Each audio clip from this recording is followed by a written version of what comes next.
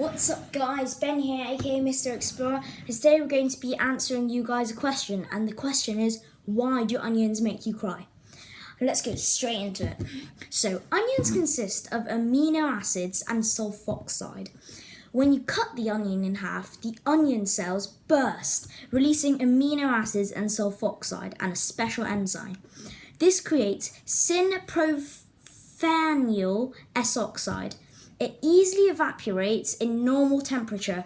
So when this chemical evaporates, it creates a gas that when it goes into your eyes, it makes them burn. For your eyes to clear this gas out, it uses disinfected water, aka your tears, making you cry.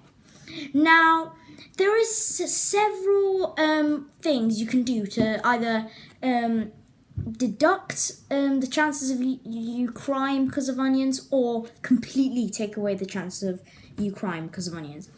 And one of them, surprisingly, is hold a piece of bread in your mouth. So don't chew it or swallow it, just hold it in your mouth. Another one is wear goggles.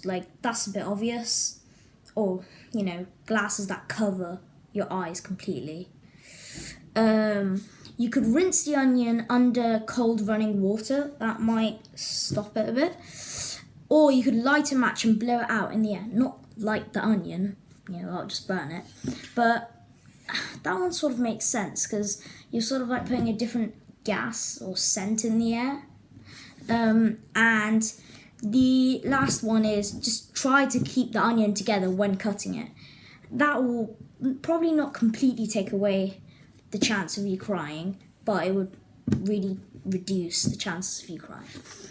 And fun fact, did you know that one of the reasons that onions make you cry is also because they have, onions have something like this to have protection against predators. I mean, in a way, we are predators because we're eating the onions and cooking them or boiling them or whatever. So it's actually quite cool.